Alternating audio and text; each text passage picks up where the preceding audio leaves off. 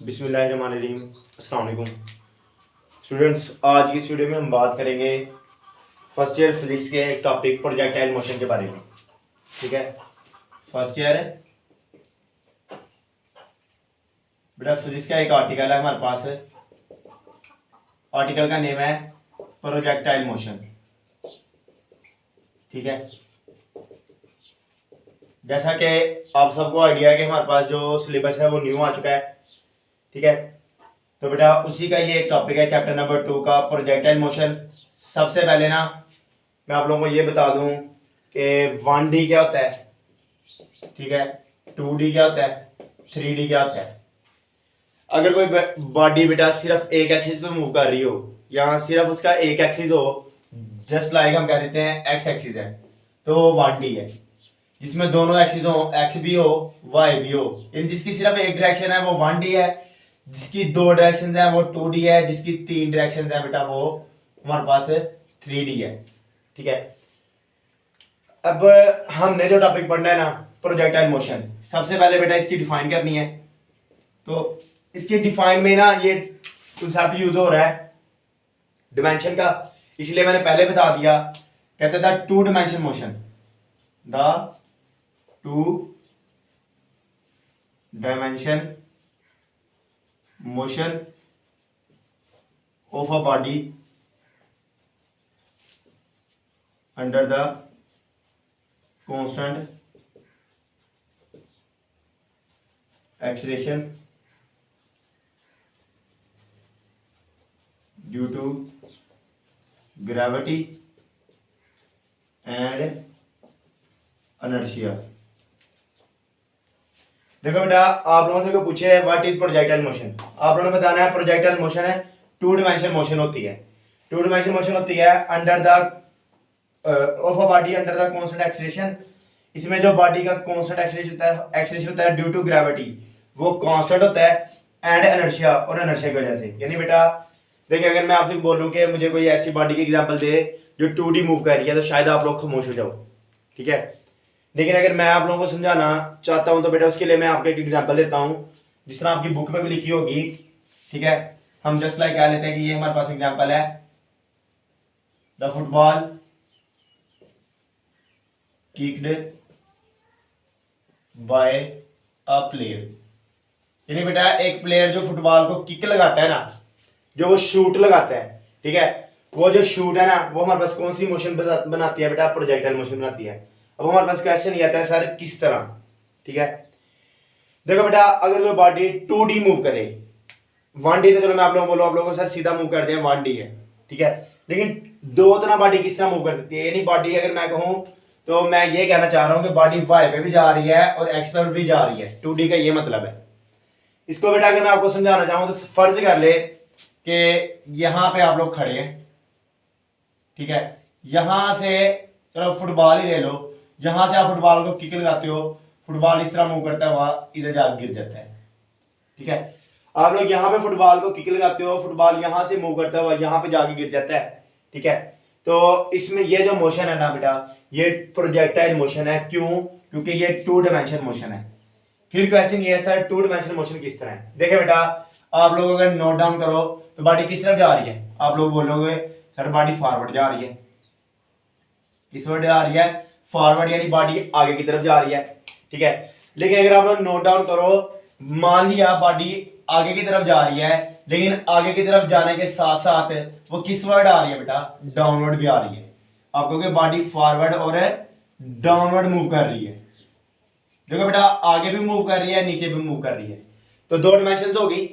इस तरह की मोशन को बेटा हम लोग बोलते हैं प्रोजेक्टाइल मोशन, जो हमारे पास कितने डायमेंशन मोशन होती है, टू डायमेंशन मोशन होती है। इसके अलावा बेटा आप लोग और भी एग्जांपल्स कर सकते हैं, लेकिन जस्ट मैंने आपको समझाने के लिए एक एग्जांपल बता दी। आई होप कि आप लोगों को ये क्लियर हो गया होगा कि बॉडी किस तरह हमारे पास प्रोजेक्टाइल मोशन में मूव करती है। बेटा अब हम चलते हैं इसकी एक्सप्लेनेशन की तरफ। ठीक है,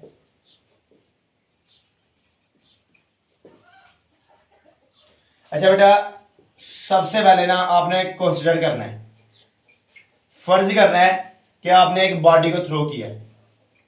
बॉडी को क्या किया है? थ्रो किया है। किस तरह बेटा? हॉरिजॉन्टली। हॉरिजॉन्टली थ्रो किया है कब, जब वो एक्स एक्सिस के साथ एक एंगल बना रही है थीटा। फर्ज करें आपने इस बॉडी को बेटा थ्रो किया है, ये बॉडी क्या करती है, एक्स एक्सिस के साथ एक एंगल बनाती है थीटा, ठीक है। उसके बाद आपने कहना है जो बॉडी है ना बेटा ये मूव करती है, ठीक है, बॉडी मूव करती है फॉरवर्ड भी और बेटा डाउनवर्ड भी, ठीक है। बॉडी फॉरवर्ड भी मूव करती है और बॉडी डाउनवर्ड भी मूव करती है। अब कैसे आता है बॉडी फॉरवर्ड क्यों मूव करती है या फिर बॉडी डाउनवर्ड क्यों मूव करती है। आप लोगों ने ये याद रखना है, बॉडी फॉरवर्ड मूव करती है इनर्शिया की वजह से बेटा, ठीक है, और बॉडी डाउनवर्ड मूव करती है बेटा ग्रेविटी की वजह से। तो हमने डिफाइन में भी पढ़ा था, the two dimension motion of a body under the constant acceleration due to gravity and inertia is called projectile motion. Projectile motion के लिए बेटा हमारे पास दो चीजें यूज हो रही हैं, एक इनर्शिया यूज हो रहा है, एक ग्रेविटी यूज हो रही है। इनर्शिया की वजह से बॉडी फॉरवर्ड मूव करती है, क्यों बेटा, इनर्शिया कहते हैं एक जिद को। फिर जिद ये है कि बॉडी जिस तरह मूव करना चाह रही है वो उसी तरह मूव करेगी।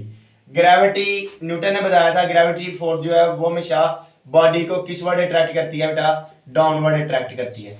तो आप लोगों ने याद रखना है, इसलिए ग्रेविटी की वजह से बॉडी किस तरह मूव करती है, डाउनवर्ड मूव करती है। अच्छा बेटा अगर आप लोग इस मतलब सिस्टम को नोट डाउन करो तो इसमें बॉडी आगे की तरफ जा रही है, ठीक है, लेकिन जब आगे की तरफ आपने उसको थ्रो कर दिया, आप उसको कोई फोर्स नहीं दे रहे, यानी आपने कहना है along x axis, along x axis बेटा नो फोर्स, यानी एक्स एक्सिस के ऊपर आपके पास कोई फोर्स नहीं लग रही। अगर एक्स एक्सिस के ऊपर कोई फोर्स नहीं लग रही तो आपके पास जो ए एक्स होगा ना वो जीरो होगा बेटा, जो ए एक्स होगा वो जीरो होगा, ठीक है। अब ए एक्स जीरो क्यों होगा, क्योंकि बेटा हमारे पास कोई फोर्स नहीं लग रही हॉरिजॉन्टल डायरेक्शन में। अगर ए एक्स जीरो होगा इसका मतलब जो हॉरिजॉन्टल वेलोसिटी है ना, इसका मतलब ये हुआ जो हॉरिजॉन्टल है वेलोसिटी है बेटा वो कांस्टेंट होगी, ठीक है। आपसे कोई पूछे प्रोजेक्टाइल मोशन में कौन सी चीज कांस्टेंट होती है, आपने बताना है प्रोजेक्टाइल मोशन में हमारे पास हॉरिजॉन्टल वेलोसिटी जो होती है ना बॉडी की वो कांस्टेंट होती है। इसके बाद बेटा सिर्फ बॉडी पे ओनली वन फोर्स एक्ट कर रही है, ठीक है, सिर्फ और सिर्फ एक फोर्स एक्ट कर रही है, और वो जो फोर्स कौन सी है, वो फोर्स ऑफ ग्रेविटी है। यानी बॉडी पे सिर्फ एक फोर्स एक्ट कर रही है, कौन सी फोर्स है, फोर्स ऑफ ग्रेविटी। और ग्रेविटी की वजह से जो बॉडी का एक्सीलरेशन होता है ना वो जी में कन्वर्ट हो जाता है बेटा, जो बॉडी का एक्सीलरेशन होता है वो जी में कन्वर्ट हो जाता है। जी क्या होता है बेटा, जी ग्रेविटेशन एक्सीलरेशन है, जी हमारे पास है ग्रेविटेशन एक्सीलरेशन है बेटा। अच्छा जी अगर ग्रेविटेशन एक्सीलरेशन है तो इसकी वैल्यू बेटा 9.8 ms-1 होती है, ठीक है। अब बेटा ये वैल्यू कांस्टेंट है, इसलिए हम कह सकते हैं कि प्रोजेक्टाइल मोशन में हॉरिजॉन्टल वेलोसिटी और वर्टिकल एक्सीलरेशन, याद रखना वर्टिकल एक्सीलरेशन बेटा दोनों की दोनों चीजें क्या होती हैं, कांस्टेंट होती हैं।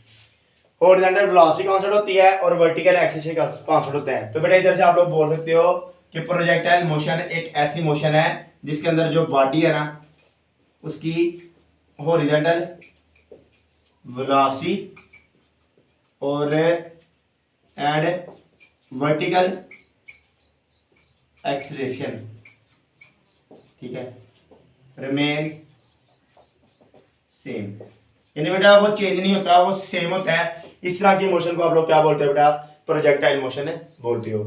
तो अब हम करते हैं इसकी थोड़ी मैथमेटिकली फॉर्म, इसकी ट्रैजेक्टरी के बारे में, यानी ये जो ये रास्ता ले रहा है इसको क्या बोलते हैं।